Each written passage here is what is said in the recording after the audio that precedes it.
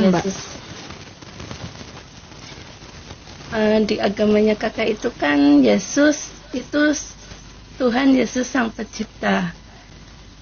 Di Alkitab itu kan tertulis bahwa katanya bahwa Yesus itu dilahirkan, ya kan? Berarti sebelum Yesus dilahirkan itu kan udah ada langit dan bumi. Sedangkan di Alkitab itu tertulis bahwa langit dan bumi itu kan katanya dibuat oleh Yesus Kristus, ya kan? Maksud nggak? Di mana tertulis bahwa sebelum Yesus ada, langit dan bumi sudah ada? Di mana ada tertulis seperti itu, Cantik? Nggak ada. Ya kan, iya nggak ada. Terus penciptanya sebelum langit dan bumi itu siapa? Kan kamu menyampaikan bahwa sebelum Yesus ada, langit dan bumi sudah ada. Loh, di mana tertulis seperti itu? Nggak ada. Justru Alkitab berkata, sebelum dunia ini ada, Tuhan Yesus sudah ada. Yohanes 17 ayat 5. Sebelum dunia ini ada, kan kemuliaanku sudah ada. Tuhan Yesus berfirman. Yesus itu kan dilahirkan. Saya lihat di Google kan, Yesus itu dilahirkan. Di Google. Iya. Iya. Jadi gini, Mbak, jangan kamu pikir ketika Tuhan Yesus itu datang melalui proses kelahiran, di situ dia baru ada, gitu. Jadi yang datang ke dunia itu Sang Pencipta, Mbak. Jadi jangan kamu pikir waktu Tuhan Yesus itu dilahirkan melalui Bunda Maria, lalu di situ dia baru ada. Oh, enggak seperti itu. Tuhan Yesus itu adalah Sang Pencipta itu sendiri yang mengosongkan dirinya sendiri dan datang ke dunia atau menyatakan diri ke dunia melalui Bunda Maria untuk menggenapi nubuatan di Kejadian 3 ayat 15, Yesaya 7 ayat 14 sampai 15. Jadi jangan kamu pikir Tuhan Yesus itu ketika datang melalui Bunda Maria, di situ dia baru ada. Oh, enggak seperti itu. Dia adalah yang ada dan yang ada, yang maha kuasa. Wahyu 1:8. Dia sudah ada terlebih dahulu, ya. Ia ada terlebih dahulu dari segala sesuatu, dan segala sesuatu ada dalam Dia. Mudah sekali itu untuk memahami, Cantik. Sang Pencipta, ya, Allah yang maha kuasa itu yang datang ke dunia melalui Bunda Maria. Kenapa dia bisa datang melalui Bunda Maria? Karena dia maha kuasa. Dia mudah melakukan segala perkara. Sebab ketika menciptakan langit dan bumi, dari tidak ada menjadi ada, itu mudah bagi dia. Apalagi datang atau menyatakan diri kepada umat ciptaannya melalui Bunda Maria, itu mudah sekali bagi Tuhan Yesus. Tetapi ingat ya, dia datang melalui proses kelahiran. Sebelum itu dia sudah menyampaikan ribuan tahun sebelumnya dia akan datang melalui seorang perempuan muda. Dan yang terpilih itu Bunda Maria. Dan lahir di mana sudah diberitakan ya, di Bethlehem. Di Menara Kawanan Domba udah diberitakan sebelum dia datang. Karena apa? Dia maha tahu, maha segalanya, dan itu juga tujuannya ada untuk menyelamatkan kita.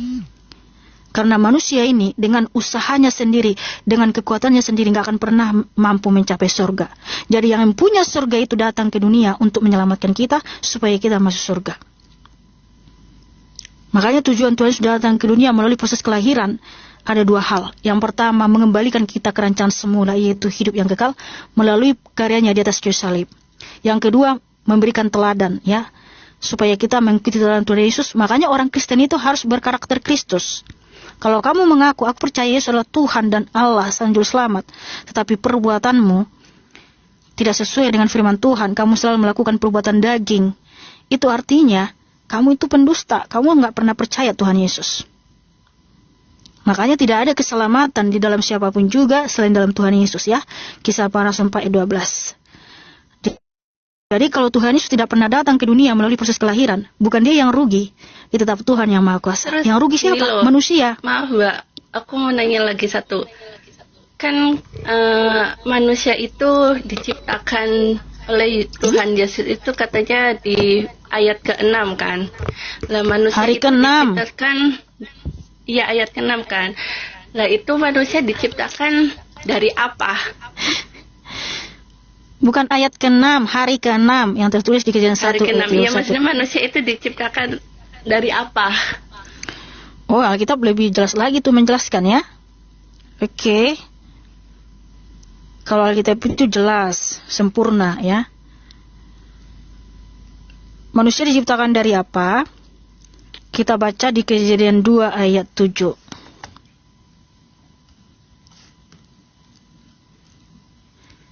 Ketika itu Yahweh Elohim membentuk manusia itu dari debu tanah dan menghembuskan nafas hidup ke dalam hidungnya. Demikianlah manusia itu menjadi makhluk yang hidup. Nah, debu tanah itu yang apa nih? Tanah apa? Dijelaskan lagi di Ayub 10 ayat 9. Ingatlah bahwa engkau yang membuat aku dari tanah liat. Ya, jadi Adam itu diambil dari tanah liat, lalu dibentuk kepalanya, matanya, hidungnya, semua ya, tubuhnya dibentuk dengan penuh kasih sayang. Setelah terbentuk dengan sempurna, lalu Tuhan harus mengembuskan nafas kehidupan ke hidung Adam. Makanya kita bernafas lewat hidung. Jadi roh kita itu, nafas kita itu berasal dari Tuhan Yesus. Kejadian 2 ayat 7. Nah, itulah kenapa manusia itu makhluk yang paling indah, paling mulia di antara semua ciptaan, karena kita diciptakan menurut gambar dan rupa Tuhan Yesus, yaitu Kejadian 1 ayat 27. Nah, Hawa pun dijelaskan. Iya, berarti kan intinya ibaratnya gini ya. Kalau dari Tuhan Yesus itu kan manusia diciptakan dari tanah. Dari ibaratnya dari iman saya pun Islam juga sama kan. Manusia diciptakan dari tanah. Ya kan, cuma beda keyakinan. Kalau keyakinan saya itu kan Allah yang Maha Esa. Kalau keyakinan dari Tuhannya Cece kan Tuhan Yesus gitu. Bedanya kan cuma beda keyakinan gitu kan. Oh, semua berbeda karena gini, kalau kamu hanya ngaku, oh di kami juga sama, Allah itu menciptakan manusia dari tanah. Lah manusia diciptakan dari tanah masa keberapa? Itu yang tadi saya tanyakan sama Ustadzmu nggak bisa jawab. Ustadz aja nggak bisa jawab, apalagi kamu. Kan, kalau masa kan ada 6 masa, terus yang manusia masa keberapa? Maksudnya, ya masa ke-6. Ah, di mana tertulis? Benar yang Ustadz tadi bilang masa ke-6 ayat di mana berapa tertulis? Ya?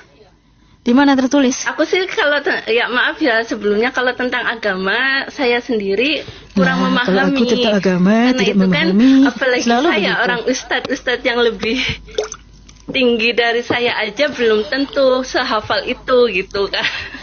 Ya itu dia, ustadzmu aja nggak bisa menjawab, apalagi dirimu. Ya di mana tertulis masa ke-6?